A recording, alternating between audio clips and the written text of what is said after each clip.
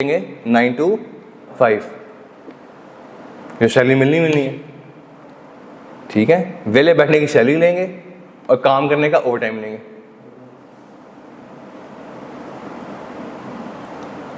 ठीक है।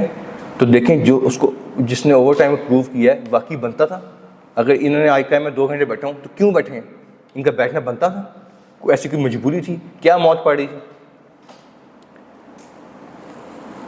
कर लेंगे जी सर। अगला पॉइंट आ गया जी, कंसीडर द, पढ़िए कैसे। Consider what items should be accrued for at the end of reporting period, such as unpaid wages, overtime. Wages, over time, holiday, leave encashment, holiday पे लिखा हुआ इसने, लीव। अगर किसी बंदे ने उसकी डेजिग्नेटेड 28 दिन की छुट्टियां थी, उसने 28 में से 10 छुट्टियां की, 14 छुट्टियां यूटिलाइज नहीं की, तो उसको उसके पैसे दे देते। लीव इनकैशमेंट भी कहते हैं, इसने क्या लिखा है हॉलीडे पे। और बोनसेस क्या होता है, कई दफ़ा आपने कमिट किया होता है कि हम आपको बोनस देंगे, आपकी सैलरी का एग्रीमेंट का पार्ट, हम आपको कम से कम 2 बोनस देंगे, तो फिर तो आपकी लीगल ऑब्लिगेशन बन गई, फिर तो आपकी। अच्छा, कई दफ़ा लीगल ऑब्लिगेशन होती, कंस्ट्रक्टिव ऑब्लिगेशन होती है कि आपने मैंने जब आपको एम्प्लॉयमेंट में रखा, आपसे कोई एग्रीमेंट नहीं किया, लेकिन मैं आपको हर साल 2 इंक्रीमेंट देता आ रहा हूँ, 15 साल हो गए मेरी कंपनी 2, तो इसका मतलब अगले साल भी देगी। तो ठीक है, अगर देना है तो उसकी आज प्रोविजन स्टैंड होनी चाहिए ना, तो उसके सारे हम चेक करेंगे, ठीक है। अगला पॉइंट जो मैंने आपको पढ़ा दिया अभी कि जी सैलरी शीट पकड़ेंगे, देखेंगे बंदे इनके एम्प्लॉइज हैं, उनकी इतनी सैलरी बनती है, उन्हें इतने दिन ही काम किया है। तो point number 2, check the amount for accrued wages and salary by comparing them with personal record. मैंने कहा था पर्सनल फाइल्स, देखेंगे उनकी सैलरी कितनी है, कितने घंटे काम किया है, उनका आखिरी। थर्ड पे आ जाए, कोई एडिशनल कॉस्ट नहीं आ रही, कोई टैक्सेस वगैरह आप या कोई आपको ईओबी या कोई सोशल सिक्योरिटी नहीं पे करनी पड़ी, कि जो एम्प्लॉय को रखते हैं उसके लिए आपको सोशल सिक्योरिटी कॉस्ट पे करनी पड़ती है, वो कॉस्ट वो भी क्रूल में आ जाएंगी।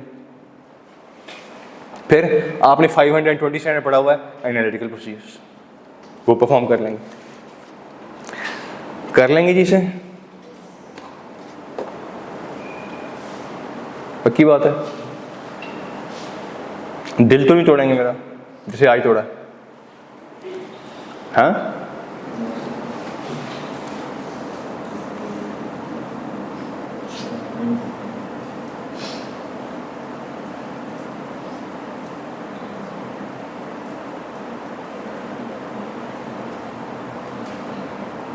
चलें जी।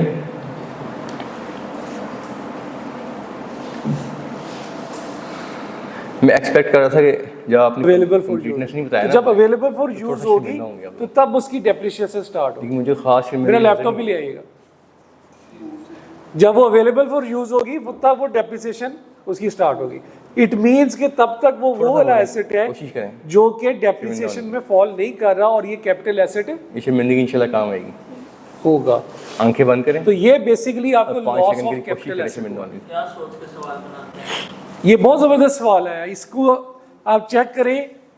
इसके अंदर उसने ये फॉरेन को भी पूछ लिया है, नीचे उसने सिक्योरिटीज को भी पूछ लिया। अभी आगे चलें, देखिएगा होता है क्या, ठीक है।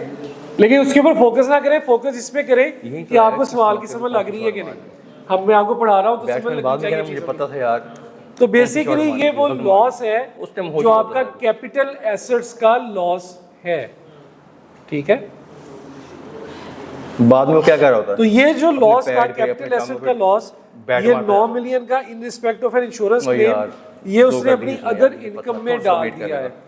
अदर इनकम में डालने से क्या होगा कि उसने अपनी अदर इनकम को कम कर दिया है, ठीक है। ऐसे किया है ना। अदर इनकम को कम करने से ये होगा कि उसने क्या किया है, पेपर डिस्कस करने, पेपर डिस्कस होता है ना, इसका लॉस है प्रॉफिट है, उसी ऑफ पेपर बाद में नहीं नेट प्रॉफिट है ना ऊपर। सर ये तो उसने अपने प्रॉफिट को जो है वो बेसिकली रिड्यूस किया हुआ है। ओए वो टेबल में मैंने तो हम इसकी उसकी रिवर्स एंट्री कर देंगे यहाँ पे। मैं इसका क्या फायदा, ठीक है, इसको हम यहाँ से निकाल देंगे। आगे चलें, tax depreciation for all the assets for the year for all fixed asset other than imported second hand machinery amounting to 214 million. यानी कि जो टैक्स की डेप्रिसिएशन मैंने यहाँ पे लेस करनी है, मैंने कहा था कि मैं जल्दी से जो मैंने लेस करनी है डेप्रिसिएशन, आई कैप भी जल्दी नहीं डालता, वो जो टैक्स डेप्रिसिएशन है एक उसमें 214 मिलियन आएगी और मैंने एक आज और तक चीज IPO आएगी जो भी मैं कभी यहाँ ऐसे पे में पूरे टाइम पे दिया हो 20-25 मिनट पहले दे गया था। इंपोर्टेड प्लांट की मशीनरी की नहीं ना डाली उसने, तो 214 उसने खुद पूरी से बता के हमें बता definite बात लिखी है बना आपने। के बता दी। Objective Following are the details of the losses brought forward from the previous year. पिछले साल से जो लॉस को उर्दू एक ही तरह आगे आए हैं। अब ये देखें लॉस फ्रॉम द डेफिनेट बात बिजनेस कई रिलेटेड था उसका क्वेश्चन बड़ा होता आंसर छोटा होता। पढ़ रहे थे ना हम अभी, ये देखें ये वाला लॉस टाइम लें पूरा अपना, प्रीवियस ईयर टाइम लेने के लॉस। बाद तसल्ली से उसका हम 2022 में खड़े हैं तो पिछले साल का लॉस आ गया कितना है? कैटेगरी मुझसे क्या पूछा गया उसने? Loss from the speculation. मुझसे तो उसने पिछले साल का 100% स्पेकुलेशन का जो लॉस मुझसे होगा existence पूछा है, वो accuracy अगले पूछा है। साल किससे मुझसे एडजस्ट होता presentation है? पूछा है, completeness पूछा स्पेकुलेशन की मैंने इसके लिए क्या करा? एडजस्ट होता है जब भी होगा। खत्म। और unabsorbed tax Confidence and depreciation, ये जो पिछले सालों की डेप्रिसिएशंस आ रही थी है, अच्छी जो कि body अभी language तक है। एडजस्ट नहीं हुई, वो क्या होती घबरा के नहीं है? आना। अनएब्सॉर्ब्ड। पता नहीं क्या ये हो तो जाएगा, एडजस्ट हो गई ना पता नहीं 30। ये होगा जी वो मिसाल के तौर पे ये 30 इसमें एडजस्ट ना होती तो क्या होती? अनएब्सॉर्ब्ड। तो ये 2.3 पे आ जाएगी पिछले सालों की। और And capital contingency। Losses on the दोनों में सेल फर्क ऑफ पता लग गया लिस्टेड आपको? सिक्योरिटीज पिछले सालों में अच्छी बात है। 2019 में क्या और जो होती है 2020 के अंदर जो उसने कैपिटल सिक्योरिटीज बेची थी उसमें गलत 2019 में लॉस था 8 का जिनका और remote 2020 में लॉस था 6 का। तो ये भी एडजस्ट होगा, सही है। तो ये सारी ट्रीटमेंट है इसकी। रिमोट कहाँ से आ क्वेश्चन गया? बड़ा उसने सोच समझ के बताया, ये सोच के कि बच्चा पास नहीं होगा, कि बच्चा कितना पढ़ के आता है। कौन सा बच्चा ऐसा है जिसे सैटरडे की क्लासेस ली हुई है? ठीक है, आप जैसी खवातीन चाय बनाती बच्ची नमक डाल बैठते हैं। बाद में आ शौक में जाएगा, आजकल फिक्र वाली बात नहीं है, आ जाएगा। वो आप दाएं तरफ बैठा करें थोड़ा सा ताकि आप राइट हो। प्रीमियम बनाते बनाते बीच में आप रिमोट ले आए। अच्छा, इसके अंदर सबसे पहले इसको प्लांट की कॉस्ट को देखते हैं ताकि हमारी ये डेप्रिसिएशन वाला पोर्शन जो है वो ठीक आ जाए। अच्छा जी, इसके अंदर क्या था कि ये 4 लाख का था और 1 जनवरी को परचेज किया। छोटी-छोटी बातें नाराज प्लांट हो की जो जाते हैं। कॉस्ट थी चाय में जब नमक डालोगे तो नाराज नहीं होने, क्या करना है उसने? अगला 9 घंटे खप के मर के आ रहा है ऑफिस से। तो साथ वाले ने शुक्र अदा किया, शुक्र है इसकी किताब मिली वापस। 4 कंडीशंस पूरी होंगी तो आपने स्टैंड करनी है। इसमें से कोई मीट नहीं हाँ जी, करनी, जी। आसानी के लिए बता दूं, बाकी आपको आपके अकाउंटिंग के टीचर क्लियर कर देंगे इसको, ठीक है?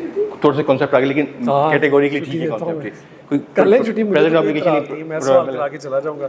ठीक है, या अमाउंट ये तो कैन नॉट record बी भी मेड हो रहा है। लायबिलिटी या आउटफ्लो कर सकता हो, तो आप क्या करेंगे? कंटीजेंसी की डिस्क्लोजर देंगे। Until unless अच्छा जी, कि ये रिमोट 4 लाख का था कॉस्ट। का मतलब क्या कि इसके चांसेस हमने हमेशा अपनी बहुत प्रेजेंटेशन जो है वो कम हो पाकिस्तानी जाए। रुपीस में ये करनी होती पे है। करना पड़े। अगर 4 रिमोट है, लाख तो दिनार फिर का आपका था disclosure भी मल्टीप्लाई बाय stand 45, करता। क्या कॉस्ट बनी? 1 जनवरी 2022 को ये रेट था। 4 लाख मल्टीप्लाई बाय चलें आगे जी, कतरी, आ जाए प्रोविजंस पे। कतर में दिनार चलता है, दिरहम चलता है, क्या चलता है? अच्छा, इसको थोड़ा QAR, पढ़ना है, whatever। टेक्स्ट पढ़ना है। मैं इसलिए पढ़ा रहा हूँ कि आपने प्रोविजंस कॉन्सेप्ट नहीं पढ़ा हुआ है? और मैंने को बिल्कुल बेसिक नॉलेज दी है प्रोविजंस का और कंटीजेंसीज का, ठीक है? इसको पढ़ते इसमें ये नहीं 4 लाख इंटू इसको अच्छे 45 से पढ़ना मिलियंस है में आपने। बताइएगा। जी नहीं, ऊपर डॉटर नीड्स 18 मिलियन, 18 मिलियन, ठीक है। 18 मिलियन इसकी कॉस्ट बनी 1 जनवरी 2022 को। अब फ्लक्चुएशन चेक करें, 30 जून 2022 को तीनों बातें कर आगे दिनार या दिरहम कितने का हो गया? अकाउंटिंग एंट्री होगी, 40 का, डिस्क्लोजर तो होगा, और 5 तीसरा रुपए कहता से है वो and items that should not even be इसके डिस्क्लोज्ड। अंदर कौन से अगर एक्ट आप बात करें जो थी कंटीजेंट लायबिलिटी, currency लेकिन effect, चांसेस रिमोट थे। लायबिलिटी है लेकिन Exchange स्टैंडर्ड कहता है rate, रिमोट और डिस्क्लोज भी ना करें। ऐसी पढ़ा हमने exchange आगे हैं जी। rate Similarly, it may be necessary to क्या है कि आपका 45 से 40 पे चला गया ठीक है? और ये जैसे 5 आपके का actual इम्पैक्ट asset आ होते हैं, गया asset। और मल्टीप्लाई कुछ- करें इसे कुछ 4 कंटीजेंट लाख। एसेट्स भी होते हैं। कुछ क्या होते हैं? कंटीजेंट 5 एसेट क्या मल्टीप्लाई होता में है? इसका इम्पैक्ट लें 4 लाख से मल्टीप्लाई 2 मिलियन, ठीक है? तो ये रिडक्शन हुई है, जिसका आपको benefit 2 होगा मिलियन और से ये कॉस्ट virtually certain लेस होगा। हो गई।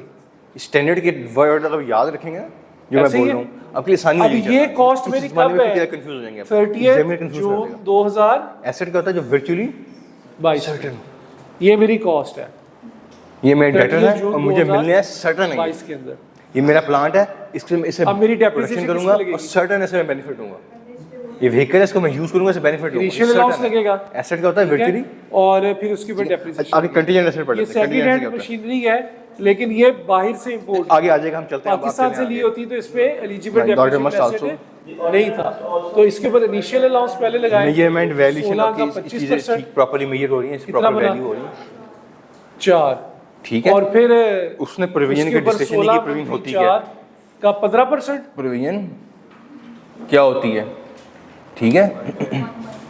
1.8 हमने पढ़ लिया बोर्ड पे लिखा ये हुआ। इसके ऊपर 5.8 से। आगे आगे सब्सटेंटिव प्रोसीजर्स क्या करेंगे, बुक और से उसके बाद आपने इसको ये देखना है 6 नंबर का क्वेश्चन आया है,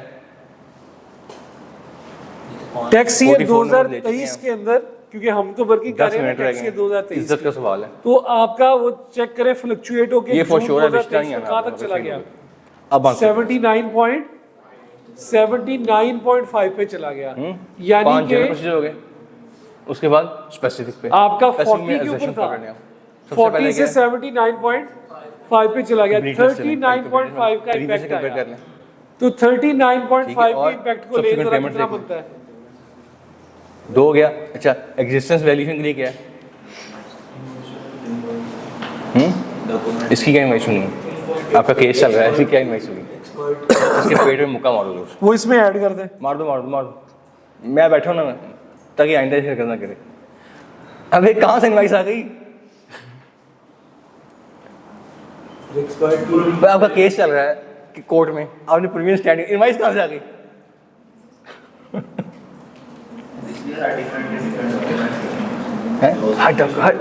देखें 15.8 इसमें ऐड कर दे, ठीक है। 16 माइनस 5.8 लीगल एडवाइजर की कंफर्मेशन हमने पढ़ी है ना, लीगल एडवाइजर की, इसलिए पढ़ाई 15.8 लीगल एडवाइजर कंफर्मेशन आएंगे, उससे पूछेंगे भाईजान 16 आपकी कॉस्ट थी ना, केस चल रहा है, उस कॉस्ट के अंदर से डेप्रिसिएशन लेस करें, क्या बन गया, क्या लाइकलीहुड है कि अगेंस्ट हो जाएंगे, 16 में से पता था 5 यानी 8 लेस करेंगे, अगर अगेंस्ट हो गए तो कितनी अमाउंट पे करनी पड़ेगी, 10.2 इसके अंदर ऐड कर दे, कितना कंपनी जो है इस इन केस को कैसे लेके चल रही है, 15.8 ये कितना बन गया, एग्रेसिवली लेके चल रही है, 26 बैकफुट में लेके चल रही है, ये अब इसके आपकी बारे में कॉस्ट चल कब की बन गई, 30 जून 2023, इसमें लीगल एडवाइजर से डेप्रिसिएशन लगा लें, पूछेंगे, ये लीगल एडवाइजर को बताएगा, उसका रिस्पांस आएगा ना, उसमें एग्जिस्टेंस भी आ रहा होगा, डेप्रिसिएशन लगाएं, उसमें वैल्यूएशन भी आ रही होगी, 3.9 3.9 की आपकी और उसका- डेप्रिसिएशन आप लगेगी, मुझे इसके सारे केसेस के बारे में ये बताओ, आपकी कंप्लीटनेस भी आ रही होगी, वैल्यू आ जाएगी, ओवर व्हाटएवर आप लीगल देख लो, एडवाइजर से उसकी हमें जरूरत नहीं है वैसे, लेकिन कॉरेस्पॉन्डेंस कर लेंगे, और ये आपकी ये तो होता है लीगल 22 एडवाइजर, point, एक इन हाउस लीगल काउंसिल भी होती है, दफा उससे पूछ लेंगे, ठीक है, ठीक है। छोटे मोटे केस के लिए थोड़ा सा हमारा इसको in-house understand करें। advisor बैठा है, बड़ा केस कि हमने जो एक्सचेंज रेट का फर्क Internal है, से पूछना है, क्योंकि external ये से ट्रीटमेंट ना पिछले क्वेश्चंस में भी आपको शायद ना और मिले, provision काफी है, ऐसे बाद estimates आईके हैं, expert को hire पूछा है, तो हमने जो एक्सचेंज रेट कर का लेंगे जो जी। फर्क है, अब आए इसको उसके पढ़ेंगे, फर्क को इसमें अकोमोडेट किया है, थैंक यू, पब्लिक लाइबिलिटी है ना, लाइबिलिटी है आपकी, एक्सचेंज रेट ऑब्टेन का स्केड्यूल फर्क स्किप कर दें, इसे सेकंड में आ जाएं, एक साल पहले का हमें इसलिए Second लेना point क्या पड़ता कहता है? है, बड़ा simple। क्योंकि IS हमने 37 रिटन लिखा डाउन वैल्यू पे डेप्रिसिएशन आई निकाली 37 है, क्या कहता है, प्रोविजन कब स्टैंड करनी है, हमने जब रिटन ये- डाउन वैल्यू पे डेप्रिसिएशन निकालनी है, तो उसकी कॉस्ट क्या ये थी, conditions? तो पिछले साल की लेकिन डेप्रिसिएशन previous stand की लेके है, पहले उसकी अब रिटन डाउन ऑडिट वैल्यू नहीं निकाली, है, एक प्रोविजन आ रही है, अब क्या करें, ये उसकी पिछले साल की, अब देखें इस प्रोविजन साल ठीक के है, शुरू में जो रिटन ये डाउन आनी वैल्यू थी चाहिए वो थी 23 के शुरू आनी, में, फिर उसके अंदर उसके हमने लिए क्या करेंगे, इम्पैक्ट देखिए, डाल चारों दिया condition meet कर रही पूरे साल का एक्सचेंज रेट की फ्लक्चुएशन का 15.8 का, तो फिर आपने उसके ऊपर डेप्रिसिएशन ली, ये बात लगी है समझ, याद रहेगा, ये बात किसी को आगे। ना लगी हो समझ, आपको लगी है समझ, आप दोनों को नहीं लगी समझ, IS 37 have been complied with, depreciation किस रेट पे लेते हैं, किस फिगर पे लेते हैं, IS 37 have been complied with लिख लें, रिटन डाउन वैल्यू यहाँ पे पे ये लेते हैं ना। लिख लें, तो मैं अगर कि क्या इस provision 2023 की में present खड़ा हूँ, obligation है, मैं अगर As a 2023 result of मैंने past 2023 की कैलकुलेशन आउटफ्लो होगा, टैक्स ये अमाउंट 2023, मेजर कर सकते हैं, तो 2023 में अगर पॉइंट मैं नंबर खड़ा 2 हूँ और 3 और हो मुझे गई जी? रिटन डाउन के ऊपर आगे डेप्रिसिएशन आ लेनी है, तो मुझे अपने प्लांट की पिछले साल की रिटन प्रीवियन डाउन में क्या वैल्यू होता बतानी है, चाहिए ना, ओपनिंग प्रीवियन रिटन डाउन में वैल्यू, ओपनिंग बैलेंस, ऐसे ही है ना, ठीक है, मूवमेंट हुई कुछ और क्लोजिंग बैलेंस आप अकाउंट में लेके जा रहे होते हैं, तो इस मूवमेंट को देखना ठीक हो, कंपेयर द प्रीवियन, सॉरी क्या कहते हैं, रिव्यू द, ठीक, आगे आए, Review the measurement of the closing balance for each provision and ठीक है, discuss मेजरमेंट चेक करें, ठीक है, एक्चुअली उसमें हमें वैल्यूएशन लिखना चाहिए था, ठीक है, और वैल्यूएशन वाले बात में बिल्कुल निचली लाइन पे राइट सबसे एंड पे एक्सपर्ट एडवाइस, जहाँ वैल्यूएशन की बात आई तो एक्सपर्ट की एडवाइस आ गई। समझ गए?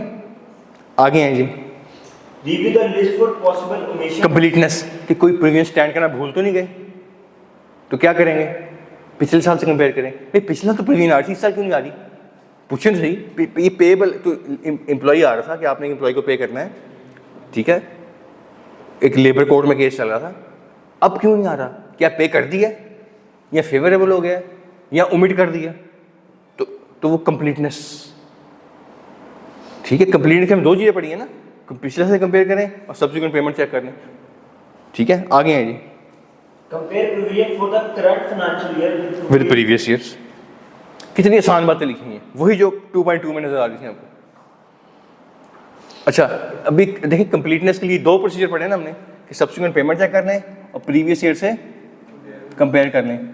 प्रीवियस में भी यही है, अक्रूवल में भी यही है, क्रेडिटर्स में भी यही है। कर लेंगे जी, आगे हैं।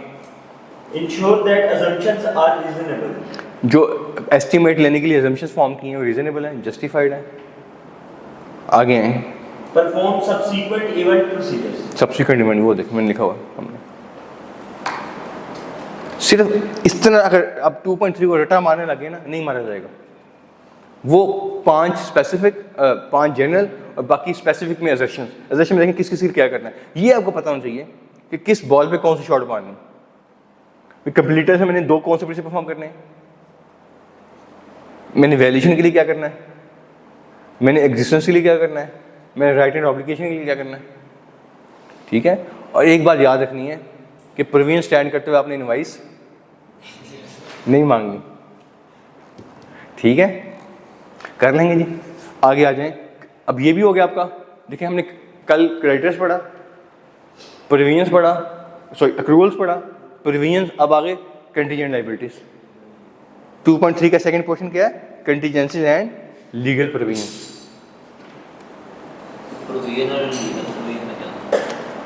प्रोविजन वही है, ठीक है। कंटीजेंसी क्या है, देखें मैंने आपको क्रेडिटर पढ़ाया है, फिर अक्रूवल्स कैटेगरी क्या है कि यहाँ पे क्या होंगे एक्सपेंसेस, जो जून के एक्सपेंस अनपेड रहेगा, इस साल अगले साल पे होने हैं, आपका पता है डेफिनेट टाइम डेफिनेट अमाउंट, ठीक है। प्रोविजंस क्या है, अनसर्टेन टाइम अनसर्टेन अमाउंट, वो आपने पढ़ लिया 2.3 में। अब आगे जब आप प्रोविजंस की चारों कंडीशन मीट ना कर पाएँ, कोई एक आधी कम हो उसमें, तो स्टैंडर्ड कहता है इसमें क्या करें, कंटीजेंसी का डिस्क्लोजर दें until unless it is remote, ठीक है। लफ्ज़ों से फर्क नहीं पड़ रहा, क्लियर हो गया। आगे हैं जी, अब आप देखना कंटीजेंसी एंड कमिटमेंट का डिस्क्लोजर ठीक आ रहा है, कंटीजेंसीज एंड कमिटमेंट का डिस्क्लोजर ठीक आ रहा है। जल्दी से पढ़िए, मैं वाइंड अप करें आज। Ascertain the approach taken by the client's management to identify contingencies. Review the minutes of board meetings. ठीक है। अच्छा कंटीजेंसी में क्या होगा, डिस्क्लोजर आ जाएंगे, देखें ठीक डिस्क्लोजर आ रहे हैं, IAS 37 के मुताबिक आ रहे हैं, ठीक है। और कहाँ से पता लगेगा आपको केसेस का,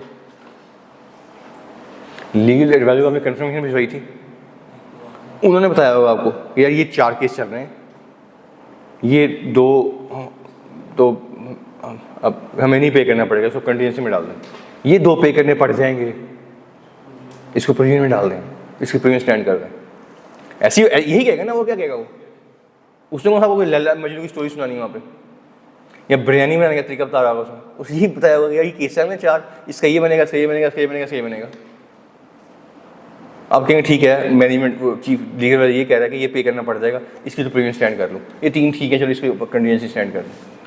तो कहाँ से इन्फॉर्मेशन मिली है, इस वजह से। अच्छा केस चल रहे हैं, केस बड़े केसेस होते हैं, आपने इसको बोर्ड मिनट में मीटिंग में डिस्कस किया होता है, बोर्ड ऑफ डायरेक्टर्स ने इसको मीटिंग में डिस्कस किया होता है, ठीक है। अच्छा जब वो मीटिंग में डिस्कस हुआ होगा उसके मिनट्स बनेंगे, मिनट्स में देखने फिर कौन से केसेस चल रहे हैं, उन मिनट्स को पढ़ लें, ठीक है। वहाँ पे डिस्कस हुआ होगा यार ये केस चल रहा है, इसको एग्रेसिवली लेके चलें या इसका स्टे ले लें, यार ये अगेंस्ट हो जाना है, इसको टाइम गेन कर लें, वो कोई ना कोई डिस्कशन हो रही होगी इसमें, ठीक है। इन हाउस लीगल काउंसिल से पूछ लें, एक्सटर्नल कन्फर्म भिजवा दी है, इन हाउस की इंक्वायरी कर लें, क्लियर हो गया। पढ़ लेते हैं यहाँ से, इसने क्या लिखा है। सेकंड पॉइंट पे है review minutes of board meeting, पढ़ लिया हमने। थर्ड पॉइंट पे है Review the client's correspondence with lawyers and invoices, clients correspondence with the, देखें एक क्लाइंट है नियाग्रा मिल्स, नियाग्रा मिल की कॉरेस्पॉन्डेंस उसके लीगल एडवाइजर के साथ, वो देखनी, उसमें को पता लग जाएगा क्या हो रहा है, वो क्या कह रहा है, ये क्या कह रहे हैं, ठीक है। और एक थर्ड पॉइंट में क्या कहता है, कंसीडर डायरेक्ट कंफर्मेशन। आपके ठीक है, ये तो इन हाउस डॉक्यूमेंट है ना, इनडायरेक्ट है, मैं डायरेक्ट उससे डिस्कस करता हूँ। पॉइंट नंबर 2 3 और 4 समझ के, 3 में क्या कर रहे हैं, डायरेक्ट कंफर्मेशन। कौन सी कंफर्मेशन जो मैंने आपको हैंड आउट दिया हुआ, आपसे शेयर भी की हुई है, जिसमें आप डायरेक्ट क्लाइंट के लीगल एडवाइजर से कॉरेस्पॉन्डेंस करते हैं। और पॉइंट नंबर 3 क्या है, हर केस की फाइल बन रही होती है एंटिटी को। अब नियाग्रा मिलकर 10 केस से 10 फाइलें बन रही होंगी, उस फाइल में लीगल एडवाइजर्स ने क्या क्या, इन्होंने क्या कहा, उसको क्या कॉरेस्पॉन्डेंस आपस में चल रही है, क्या स्ट्रेटेजी चल रही है, वो भी डिस्कस हो रही होगी, ठीक है। लास्ट पॉइंट पे आ जाइए, एक्सपर्ट की एडवाइस।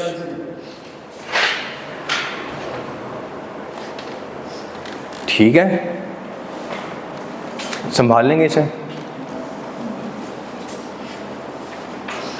क्यों जी। चलें जी, नेक्स्ट 2.4 स्टार्ट हो रहा है, सॉरी 3.1। 3.1 में अभी तक यहाँ तक हमने क्या पढ़ लिया, बैलेंस शीट में अगर आप आए, नॉन करेंट एसेट्स पढ़ लिए। इसमें 3 तरह के पढ़े हमने, एक पढ़ा property plant and equipment, intangible assets, और मैंने आपको लॉन्ग टर्म डिपॉजिट पढ़ाया था, वो याद है। फिर यहाँ पे स्टॉक्स पढ़ लिए हमने करंट में, डेटर्स पढ़ लिए, अदर रिसीवेबल्स पढ़ लिए, कैश एंड बैंक पढ़ लिया। फिर यहाँ पे आगे करंट लाइबिलिटीज़ में हमने क्रेडिटर्स पढ़ लिए, पेबल्स पढ़ लिए, अक्रूवल्स पढ़ ली, ठीक है, प्रोविजंस पढ़ ली। फिर यहाँ पे कंटीजेंसी एंड कमिटमेंट का अलग डिस्क्लोजर आता है जो ऑफ बैलेंस शीट आइटम है, ठीक है। अब क्या रह गया हमारा, नॉन करंट लाइबिलिटीज़ और इक्विटी, नॉन करंट लाइबिलिटीज़ और पॉइंट नंबर 3 में क्या आ रहा है, नॉन करंट लाइबिलिटीज़, और 4 में क्या आ रहा है, इक्विटीज़, और आपके चैप्टर में खत्म हो जाएगा, पूरी बैलेंस शीट हो जाएगी।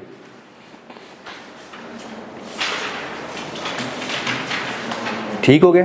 ये 3 में मैं थोड़ा टाइम डिफरेंट तरीके से स्पेंड करना चाह रहा हूँ, मुझे टाइम लगना आज ख़त्म नहीं होगा, इसलिए इसको आज हम डिस्कस नहीं करते, इसको इंशाल्लाह मंडे से लेके चलेंगे आगे, ठीक है जी।